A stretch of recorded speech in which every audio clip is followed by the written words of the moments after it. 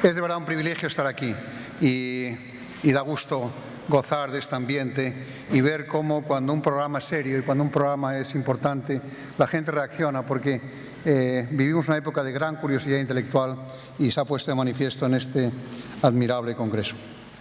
Vengo ocupándome del tema de refugiados desde hace ya muchos años.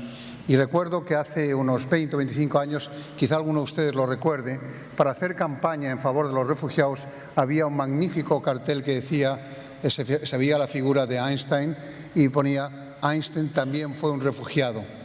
Einstein was also a refugee. Y eso fue utilizado durante mucho tiempo por el tema de los refugiados en favor de la causa de los refugiados. Y yo quería mencionarlo porque desde aquel entonces yo he tenido una especial atracción por la figura de Einstein. Pero la razón por la que estoy aquí es más concreta, es mi amistad con el profesor Echenique, con el que vengo discutiendo y hablando, porque en muchos puntos estamos de acuerdo, sobre la importancia que tendría en España el empezar a hacer actos concretos que comunicaran la cultura científica con la cultura clásica o la cultura llamada literaria, ¿no? El tema de las dos culturas es en efecto un tema de una importancia decisiva. Y a mí realmente me ha llenado de admiración ver cómo al final de este programa vamos a escuchar tres ponencias. La ponencia del profesor Holton ha sido realmente maravillosa, ha sido realmente perfecta y además yo creo que a todos nos concierne y a todos nos influye. Le he comentado, como es verdad que hace unos días estaba en Nueva York y me he quedado realmente impresionado de dos factores, dos fenómenos. Uno es cómo el fundamentalismo religioso está influyendo en la vida política americana, incluso hasta el punto de que se ha puesto, en estos momentos hay un debate en marcha, que no crean ustedes que es un debate menor, es un debate importante, en donde se quiere criticar otra vez de hecho y de raíz la tesis evolucionista y volver al creacionismo. Y en estos momentos hay muchas escuelas americanas que han aceptado la tesis del creacionismo como la tesis auténtica y verdadera. Estamos llegando a ese tipo de límites y cuando vemos cómo evoluciona la condición humana, pues nos damos cuenta de que realmente la fe en la condición humana es muy pequeña y deberíamos hacer entre todos un esfuerzo para este tema. Esa fue mi discusión con el profesor Echenique y cuando me habló de este congreso, pues me sugirió que yo tuviera el privilegio, para mí es un auténtico privilegio, de presentar al profesor Arthur Miller y que nos va a hablar del tema Einstein y Picasso. Yo no sé si ustedes han leído el libro, todos, me imagino que no todos, ¿no? Pero yo les aseguro que es un libro que merece la pena leer en todos los sentidos y en todas las formas. Es un libro formativo, es un libro educativo, es un libro que genera un vértigo intelectual muy especial, muy curioso, ¿no? Ese tema de la destrucción del concepto de espacio y de tiempo, relacionando a Picasso con Einstein, nos puede parecer fácil ahora que él lo ha dicho, pero la verdad es que es una tesis de una fuerza realmente admirable, que guarda también relación con otro tema en donde todos tenemos que empezar a educarnos, que es las fórmulas de conocimiento interdisciplinar.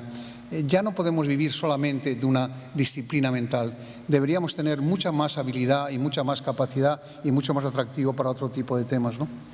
Y lo que hace el profesor Miller en este libro, como creo que lo hace también, aunque yo no he tenido el placer de leerlo, en el último libro que ha escrito sobre el tema de los agujeros negros, es en definitiva llevarnos a esa concepción tan humana de saber relacionar unas cosas con otras y darle una armonía. Yo también me he fijado, me imagino que aquí ya se habrá mencionado el hecho de que también se celebra el 500 aniversario de la primera edición del Quijote. Bueno, también el Quijote aportó bastantes conceptos a cómo luchar contra los conceptos rígidos de espacio y de tiempo. Y por lo tanto estamos viendo como poco a poco el ser humano debería obligarse a tener mucha más riqueza imaginativa. Hay una frase de Einstein en este sentido que a mí me impresionó desde el primer momento, que es: todos somos ignorantes y además profundamente ignorantes. Lo que pasa es que no todos ignoramos las mismas cosas. Y eso es un poco lo que nos pasa. Y el libro de Arthur Miller lo que hace es llevarnos al atractivo de conocer otro tipo de temas. El mero hecho de que él, por ejemplo, se dedique ahora al tema de la astronomía demuestra que es una persona sensible. Un ser humano que no tiene conocimiento real de en qué espacio vive, ni cuál es el concepto del infinito, pues realmente podrá saber muchas cosas, pero es un profundo ignorante. Sobre ese tema decía justamente Einstein también: hay dos cosas infinitas, el universo y la estupidez humana, y del universo no estoy seguro.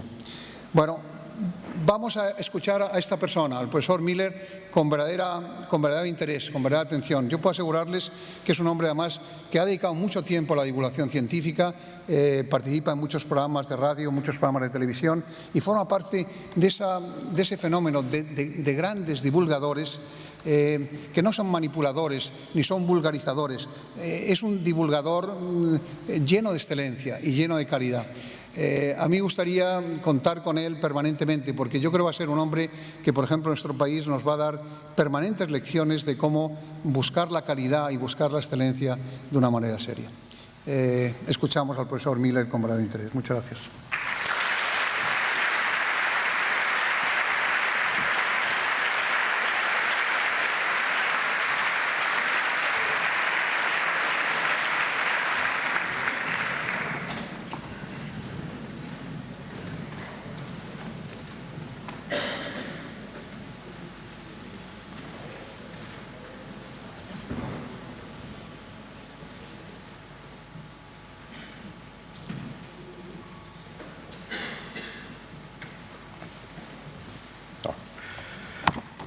I'd like to thank Mr. Rodriguez for that very flattering introduction, and to Professor Pedro Echenique for inviting me to this fabulous conference to tell you about the most important scientist of the 20th century and the 20th century's most important artist, Pablo Picasso, who was also one of the most illustrious Spaniards in the long history of this wonderful country. I've always found it intriguing that Einstein and Picasso produced their greatest breakthroughs at about the same time. Einstein in 1905 with special theory of relativity, and Picasso in 1907 with his discovery of Les Demoiselles d'Avignon. What immediately comes to mind is whether any connection is serendipitous, and I found that the best way to look into this problem is with parallel biographies. Now, the first decade of the 20th century was the most creative period for both of these men. It was an exciting moment in Western intellectual history, akin to the Renaissance some 500 years before. Change was in the air. Rebels against academic and bourgeois conventions considered themselves to be part of the avant-garde, and an intellectual tsunami that was sweeping across Europe. Traditional knowledge in art, in music, literature, and science was being questioned, in particular, classical intuitive ways of understanding space and time. Picasso and Einstein were swept along. At that time, they were not the distinguished elderly gentleman that we've come to recognize, Einstein looking like he witnessed the creation itself, and Picasso looking very photogenic as always. Rather, they were in their 20s. They were feisty, dirt poor, prone to getting into trouble. And let me begin by setting the stage for both men's Annus Mirabilis. In 1905, Einstein was an absolute cipher. It was only through the auspices of a friend's father that he received a position as a patent clerk, third-class provisional, at the Swiss Federal Patent Office in that intellectual backwater of Bern, Switzerland, where he worked 6 days a week, 8 hours a day. The following year, he married his university sweetheart, Mileva Maric, with whom he had had a passionate love affair. Mileva was a pleasant-looking woman with dark hair and striking eyes. She exuded an open-ended confidence and drive to succeed in what was an all-male profession. They had been intellectual soulmates, living the lives of German fin de siècle bohemians, but by the time they were married, Mileva had become somewhat subdued and lived in the shadow of her husband. Coincidentally, Albert's interest in her began to wane. In 1903, they moved into a cramped apartment in the city center of Bern. Here is the table where Einstein may have written at least part of the relativity paper, and of course there's a clock in the background. In 1904, their child Hans Albert arrived, and monetary problems entered the situation. So with marital and monetary problems on his mind, it's no wonder, as Einstein recalled, that at the patent office he was free from everyday worries to produce his best creative work. The patent office was his secular cloister, the closest he ever came to heaven on earth. Einstein's barren period, 1902 to 1909, was the most creative of his life. For intellectual stimulation in Bern, he had his think tank, or intellectual club, the core of which was comprised of Einstein, Konrad Havoc, and Maurice Solavin. They called themselves nothing less than the Olympia Academy, and they took all knowledge as their province. Einstein also had friends in the Patent Office, as well as in the Federal Postal and Telegraph Administration, which occupied the lower floors of the building. Now, at the beginning of 1905, Einstein focused on problems concerning the nature of light, but lots of physicists were working on that. It was a cutting-edge problem. What distinguished Einstein from all of them? Well, even in retrospect, there was nothing to indicate what would happen in 1905. On the other hand, almost immediately, Picasso's artistic talent was recognized, but his earlier friends at the time in 1904, when he began his permanent stay in Paris, were not artists, but were young literati, new wave writers, such as André Salmon, Max Jacob, and Guillaume Apollinaire. They recognized Picasso's creative force. These three men formed the core of Picasso's think tank. They called themselves La Banda Picasso. Like the Olympia Academy, they were dirt poor, but full of youthful enthusiasm. They had nothing to lose, and they shared literally everything. Picasso's atelier was in a ramshackle building at the peak of the hill of Butte in Montmartre. It was affectionately called Le Bateau Lavoir by Max Jacob because it resembled the laundry boats that lined the Seine. Picasso's Bateau Lavoir period, 1904 to 1909, was his most creative period. And not atypically, he got little more than 4 dingy walls, inside of which he froze in the winter and roasted in the summer. Most people, this is Picasso in Place Ravignon in 1904, most people complained about the accommodations, but Picasso worked the situation to his advantage, meeting lots of male friends and lots of female friends too, and in particular, the first great love of his life, Fernande Olivier. Fernande had an air of lightness and elegance about her, a curious and open mind, determination, and some artistic talent too. With a mass of auburn hair and green almond-shaped eyes and a voluptuous body, she was capable of turning heads and of more than playful flirtations. In this painting, these are many Fernandes that Picasso painted during the summer of 1906 in Gossol, near Barcelona. For the first year or so, that is to say, until the end of 1906, of their relationship, Fernande played the role of Picasso's muse. After that, her role can be charitably described as providing negative reinforcement. Picasso succeeded despite her. They had a typically tempestuous Montmartre relationship, but so did lots of other painters who lived in Montmartre, who also suffered the poverty that was rampant there. What separated Picasso from them? In particularly from André Derain, Matisse's major student, who everyone thought would make the breakthrough to a highly conceptual and radically new style. In March to June 1905, Einstein moved to a new conceptual style, one based to some degree on aesthetics.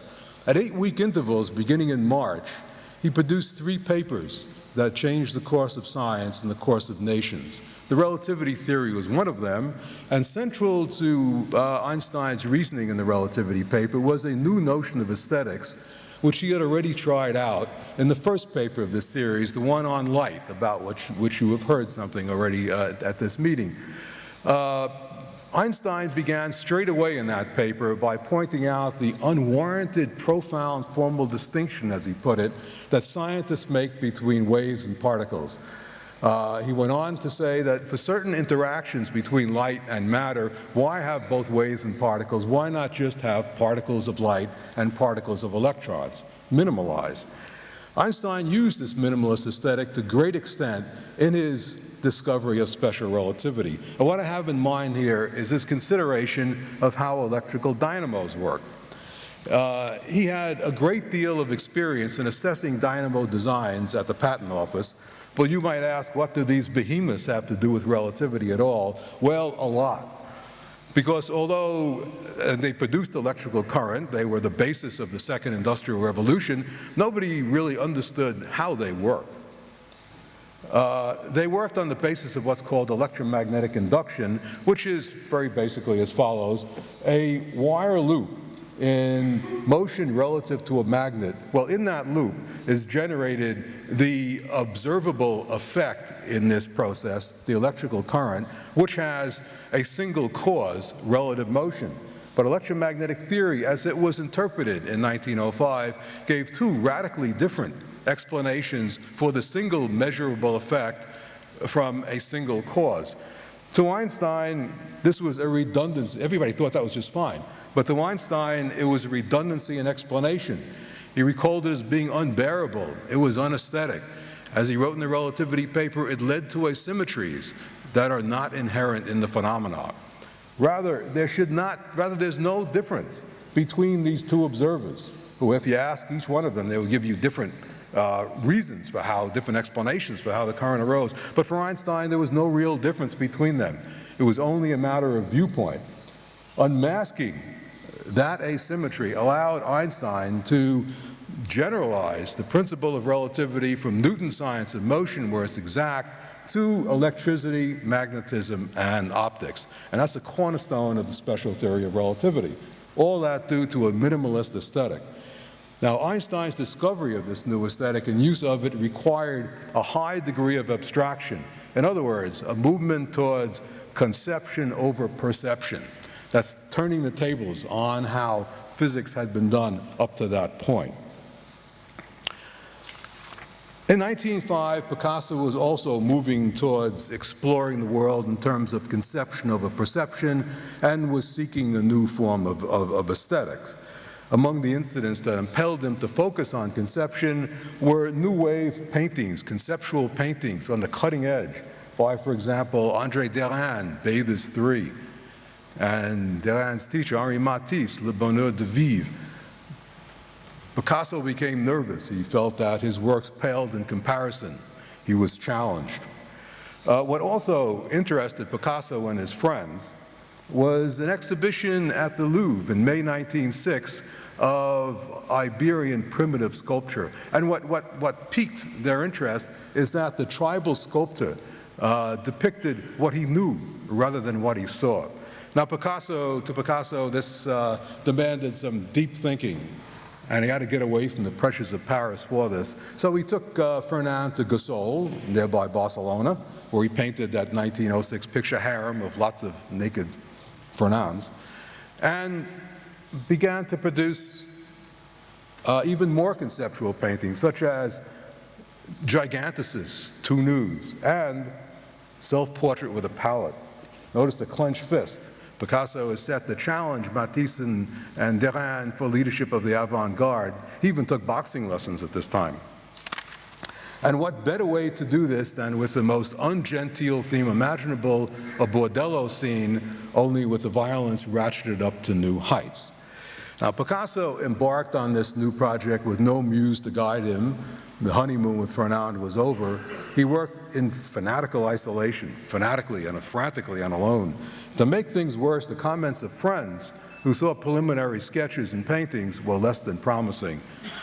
As inspiration, Picasso saw before him the solitary form of Cézanne, an example of relentless striving and how to endure incredible loneliness. Picasso locked the door of his atelier, received no friends during this time. He formally began work on the bordello painting in March 1906, and by the fall of 1906, produced what became known as Les Demoiselles d'Avignon. It is an in-your-face confrontation with five whores, with the viewer as client. As we look across this expansive canvas, 244 centimeters in height by 233 centimeters in width, we see on the far left a partially clad demoiselle with an Egyptian Gauguinesque face and a seemingly disembodied left arm parting a curtain. The two demoiselles next to her are more attractive. They are of Iberian oceanic origin. This demoiselle is a bit more geometrized. And then we have the so-called squatter, who is in a grotesquely impossible situation. back to the picture plane, face, head turned 180 degrees as if on a swivel, eyes offline and distinctly different, a snout-like mouth, a nose like a wedge of brie. She's simultaneously in full face and profile, and with a face that's shockingly hideous compared to the others. The head of the squatter is the most advanced in geometrical and experimental representation of all of the other demoiselles, and went through the most extensive metamorphosis in Picasso's hundreds of drawings, preliminary drawings for this painting. What I believe is that exploration of this face can give us a clue as to how Picasso discovered his new aesthetic of reduction of forms to geometry, which is the basis of Cubism. Now, March 1905, Einstein was also working in fanatical isolation, and then he became stuck in his work on relativity theory, and the problem concerned the nature of time, in particularly how to represent two events that occur at the same time and yet are far apart. That is to say, how to represent simultaneous events. It has long been a mystery as to how Einstein solved this problem, and in my opinion, the clue lay in papers written by the only other scientist interested in this situation at that time, and who might, to my surprise, was of also importance to Picasso, the great French polymath Henri Poincaré. Now, the problem of how time was measured was a hot topic in the French Academy of Sciences, to which Poincaré belonged and contributed. It was also discussed in the patent office where Einstein worked, and of course in the Postal and Telegraph Administration where Einstein had many friends. Besides mapping problems, which the French always fancied, mapping out longitudes, there was a problem of reporting weather phenomena by far-flung observers who needed clocks that read the same time. There was a serious problem, chaos concerning railroad scheduling in large countries. And not to mention time on shipboard. International conventions were convened. The issue boiled down to how to synchronize clocks. Wireless telegraphy, that is to say the exchange of light signals, was decided upon. Procedures had to be worked out. Poincaré, as well as most other scientists, became bogged down in a panoply of assumptions concerning how light travels through space and how we perceive its effects. Einstein came to the conclusion that there's no problem with how light travels through space. It always travels with the velocity of light. And perception should be left out of the situation. It's conception that matters. And this had enormous ramifications. Amongst them was that time is a relative quantity. It depends on the relative motion of a clock. And so is simultaneity a relative quantity. Two events which are simultaneous to an observers at relative rest need not be simultaneous to observers in relative motion. In other words, there's no true view of simultaneity. How you measure it, that's the way it is. And this is another hard-won triumph of conception over perception. I turn now to Picasso's work on simultaneity. Picasso's anxiety while working on Les Demoiselles d'Avignon can be likened to that experienced by research scientists working on the frontiers of their subject, working on a problem for which there may well be no solution whatsoever. Artists are problem-oriented too, and artists such as Picasso were willing to take chances.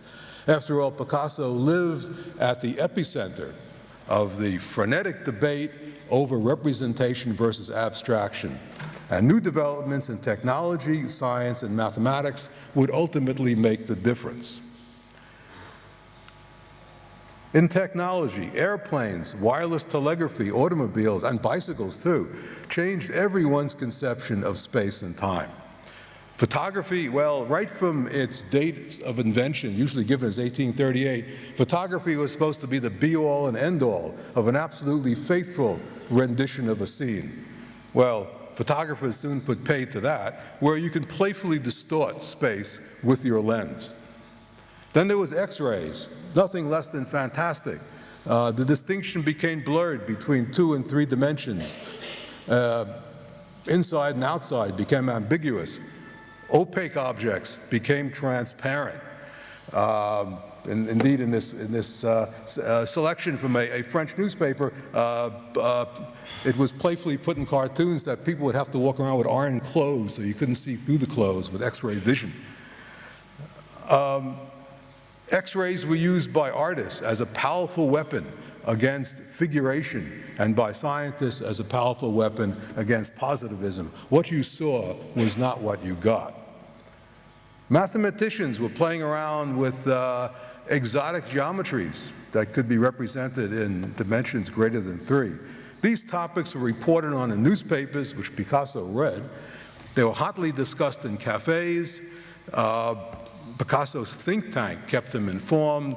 Ideas were everywhere in Paris.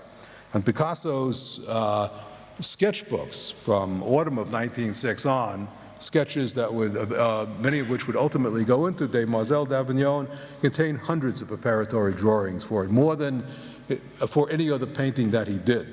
They resemble a scientist's notebooks with false starts and dead ends, and the most challenging to interpret is the squatter. She appears in the very first of Picasso's sketches from the winter of 1906 to 1907, and here she's a Cézannesque sort of woman with her back to the picture plane, head turned comfortably to the left, legs spread apart. She's trying to entice, with an outright show of her sex, the sailor who sits in the middle. A month or so down the line, influences of El Greco, Cézanne begin to disappear, and the figures are mostly Iberian. And eventually the number of figures is cut down from 7 to 5.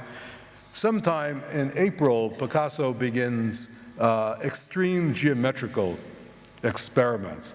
And such fascinating drawings as this one, a woman made up of interlocking diamonds with kneecaps.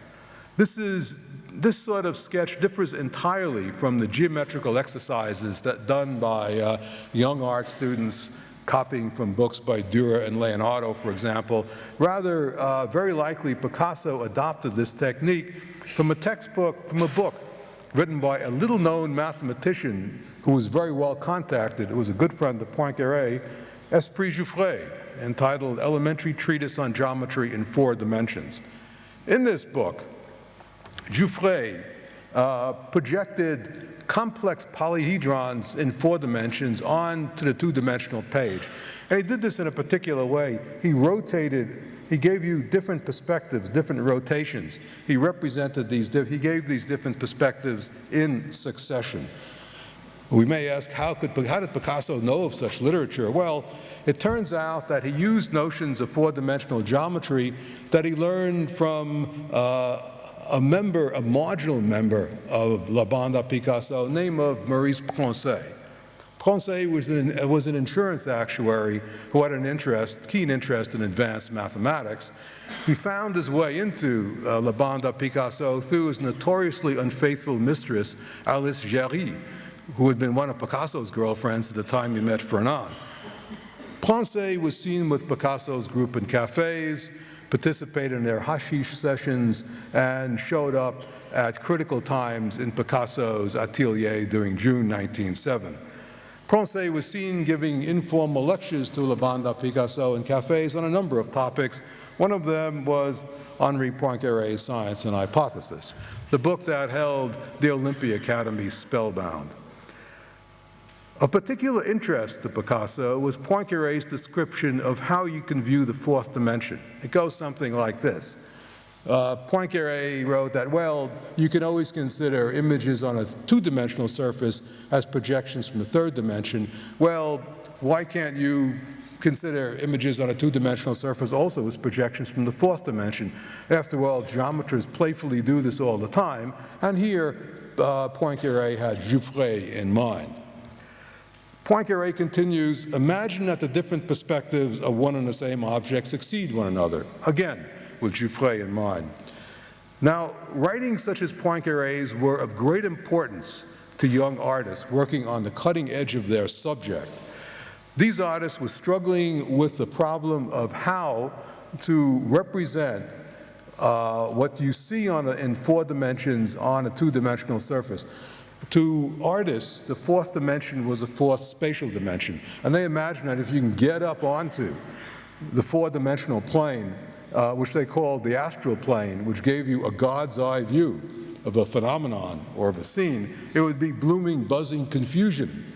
And the only way you can make some sense out of it is to project down onto the two-dimensional canvas. The problem was how to do this. And we can imagine Picasso leaning back in his chair at one of these informal lectures by Francais and saying, why in succession, why not all at once? But the problem is how to do it, and Picasso got down to work. He began to geometrize Iberian figures. By the end of May, beginning of June, he began to transfer figures such as this onto a large canvas. But he felt all of a sudden that things were not going right. He was not really getting anywhere. He felt rather depressed. His personal life was in a mess. Fernand was periodically leaving him. And Derain, and there was a problem also of Derain and Matisse being masters of the avant-garde. He just got disgusted and turned the big canvas to the wall. And what to do? Well, he decided to go to see his friend Derain. And Derain advised that he take a walk over to the Ethnological Museum at Trocadero to see an exhibition of African masks. Picasso recalled that he had an epiphany. He realized, looking at African masks, that he was actually on the right track to pursue more and more advanced conceptual art. And what I believe at this point, all of a sudden, what Francais had been telling him made sense. And the route was extreme geometrization, reducing forms to geometry.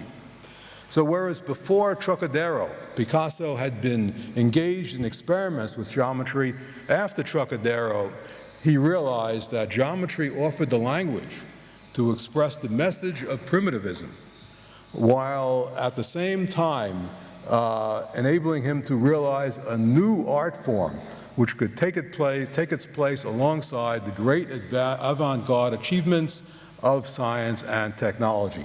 In other words, the formerly informal language of art in Picasso's hands became formalized. And what one sees in his sketchbooks after this are extreme geometric studies, and including further studies of a discovery he had made in 1906 at Gossol, the face of his landlord, Joseph van de Villa. This face runs like an Ariadne's thread through Picasso's life, eventually becoming his own face as an old man. This is a sort of conceptualized representation, and the face becomes geometrized. The nose becomes a wedge of brie, the face flattens out, so do the eyes. The nose is flipped 180 degrees across the vertical.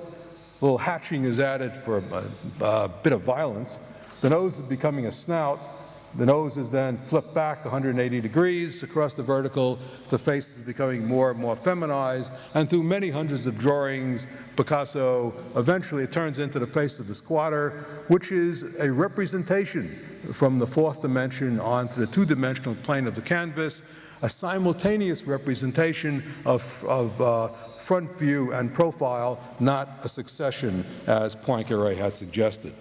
Now, how to put different views together, as I've mentioned, this was a problem faced by young cutting-edge artists. It's amusing to look at one of Picasso's early studies. Here he drew a picture of his washbowl head-on, and then on the side, how to put it together. Some people took a direct route, such as in the humor magazine Le Rire.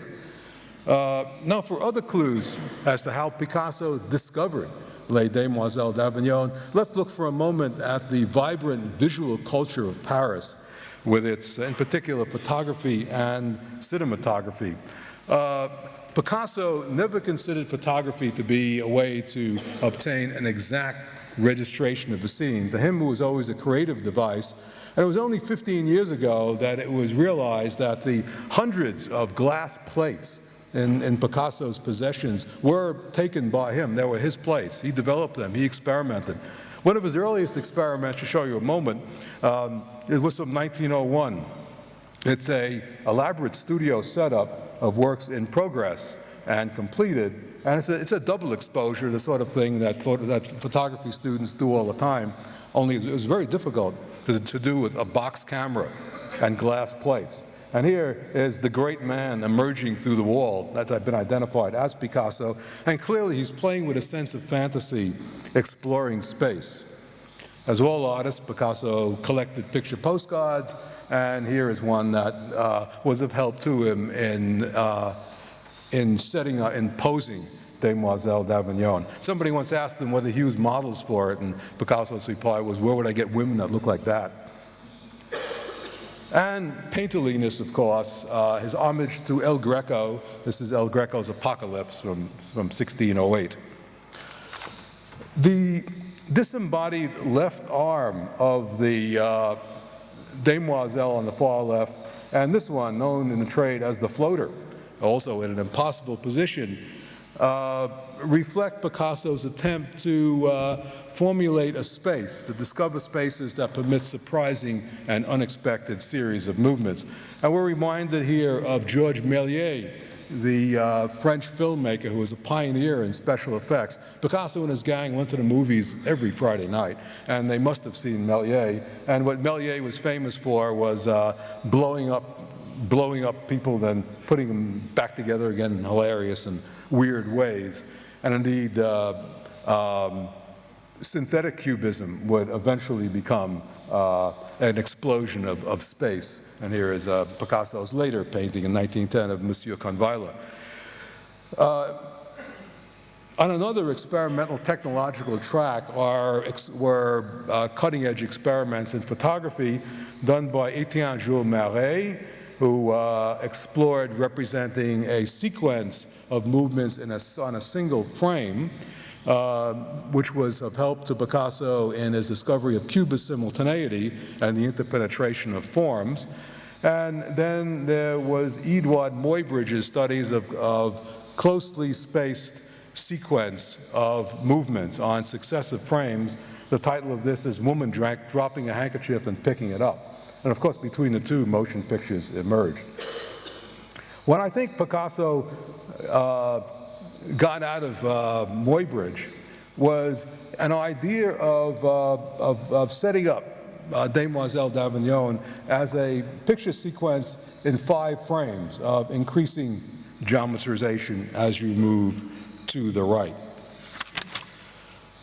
To begin to sum up, any work of art, any highly creative work in art or science necessarily draws on many different, apparently unconnected disciplines.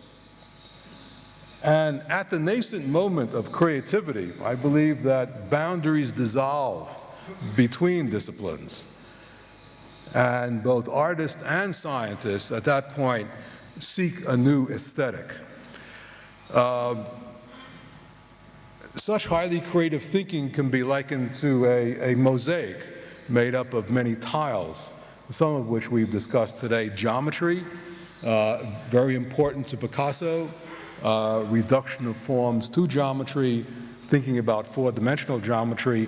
In this sense, artists were ahead of scientists, because Einstein, in his 1905 relativity paper, did not at all discuss geometry. That would not be discussed as it applies to Einstein's work for 2 years, when in 1907 the German physicist and mathematician Hermann Minkowski became interested in a geometrical representation of Einstein's ideas. To scientists, the 4th dimension is a time dimension. And these are some of Minkowski's original drawings. And what Minkowski was interested in doing is projecting from the 4th dimension down onto the 2th dimension. And similarly, in the 4th dimension in science, if you can get up into that 4th dimension, again, it would be blooming, buzzing confusion. And you can only make sense of what's going on by projecting into a 2-dimensional plane. In other words, observing the phenomenon from various points of view, but there is no one true point of view. There is no one true observer. That is what relativity teaches us, and that is what Cubism teaches us as well. Technology was important for Picasso, photography, cinematography. For Einstein, electrical dynamos, railroad scheduling. In science, well, of course, science was important for Einstein, and for Picasso, X-rays was of particular importance, and art historians have a received history of Cubism, that the roots of Cubism lay in Cézanne's art and African art, and that's it, don't ask anymore. But that's just absurd. I mean, Picasso lived in a lively, vibrant intellectual atmosphere where all ideas were discussed. And I hope I've convinced you that there was an enormous input from geometry, technology, and science, which is much neglected in art history.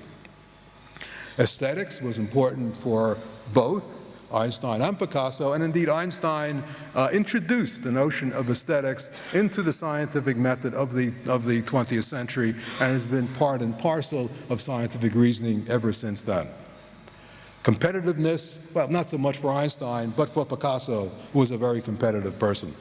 Sex, well, Picasso was a sexual volcano, as we all know, and as more and more correspondence is revealed of Einstein's, we know he was not too far behind. Philosophy and literature, well, of course, Einstein was interested in Hume, Kant, Mach, Poincaré, Spinoza. For Picasso, it was more of the crude part of Nietzsche's philosophy, which Picasso picked up in Barcelona to a large extent, namely the dominance of the strong over the weak. Both Einstein and Picasso worked on the nature of simultaneity. That's a big parallelism. Their breakthroughs concerned realization of the importance of conception over perception, and the discovery of a new aesthetic. For Einstein, minimalism; for Picasso, reduction of forms to geometry. They both responded to the avant-garde, to the zeitgeist. They never heard of each other in 1905 and 1907, never met each other throughout their life. But change was in the air, and the nature of space and time was the principal problem. In particular, representation of simultaneity for Einstein and Picasso. For Einstein, it was a temporal simultaneity; for Picasso, a spatial simultaneity. I'd like to mention some other parallelisms. One important one is that neither of them crossed their respective Rubicons. Picasso never went for abstract expressionism, and Einstein never went for his form of abstract expressionism, namely quantum physics. For him, quantum physics was not the be-all and end-all. They were both classical people. Einstein was essentially a classical physicist. And both men, as happens with highly creative people, did not follow to the end of the road, or not follow far enough along the roads that they opened up through their brilliant work. Einstein, for example, I think unarguably, the greatest prediction of general relativity is black holes. And Einstein never believed in these behemoths. That's a complicated story, to which I'll refer you to my recently published book. Similarly, Picasso, as I mentioned, never went for abstract expressionism. When Cubism began to become too abstract, because you can always identify body parts or objects in it, Picasso, with the help of George Braque, pasted wallpaper, pieces of rope onto the canvas, anything to snap the reader back into the world in which we live. So Picasso never went for the abstract expressionism of Kandinsky, Vasily Kandinsky. This is the first abstract expressionist painting in 1910 called Improvisation. It's another effect of relativity theory on the artist. As you know, artists always have wonderfully strange interpretations of physics. And what impressed artists like Kandinsky, with his Russian mysticism as well, was E equals MC squared. To them, to him, it meant all was amorphous. No form at all. Malevich, white on white. When I used to we used to use an overhead transparency, just turn on the transparency machine and that's it. And then Piet Mondrian, reducing the world to lines. I mentioned what separated Einstein and Picasso from their contemporaries. Well, in my opinion, what separated Picasso from Derain is that Picasso paid attention to what Pensée had to say. For Einstein, it's a complex and still, I don't know why, it's still a debated situation. the main point of interest between Einstein and Poincaré is that in 1905, they both had at their disposal the same empirical data, and they represented these data with the same mathematics. But Einstein interpreted the mathematics as a theory of relativity, while Poincaré interpreted them as an advanced theory of the electron, as a way of cleaning up Lorentz's theory of the electron. What made the difference here was Einstein's use of thought experiments, Gedanken experiments, emphasis on visual imagery, and aesthetics. But in Poincaré's paper, you find beautiful aesthetics and symmetry of a mathematical sort, however. For Einstein, it was physical aesthetics, redundancy and explanation, minimalist aesthetics, reduction of waves and particles to just particles. But it's also interesting to bear in mind that Einstein, although we're celebrating the Annus Mirabilis of Einstein, he sat in the patent office for 4 more years. I mean, no one fell off their chairs when he wrote his papers of 1905. They were appreciated mostly, if at all, for the wrong reasons. The initial reaction to Les Demoiselles d'Avignon was one of embarrassed silence. It wasn't even exhibited until 1916. It was unsellable until 1925, when Picasso just about gave it away to a French collector who promised to have it put into the Louvre but never did. And then it was sold to MoMA for $28,000 in 1938. Not even a lot of money then. Both men were never able again to duplicate their intensely focused younger years. Einstein left his secular cloister in 1909. Picasso left Le Bateau Lavoir in 1909. Their attention began to be drawn elsewhere. They achieved fame beyond fame. But we remember them best as young men when they had just become famous. Here's Einstein at the first Summit Conference of Physics. It's in Belgium, in Brussels, in 1911. And here he stands with the best. 11 years before that, he was unemployed and apparently unemployable. Just 2 years out of the patent office, and he's the brightest star. As he wrote to his friend Besso, that he had nothing to learn at that conference. Not many others would have said that. This is my favorite self-portrait of Picasso. It's a photographic self-portrait. Again, an elaborate studio setup. Picasso liked to be photographed and liked to photograph himself. It's a magnificent statement of the artist's confidence in his creative powers.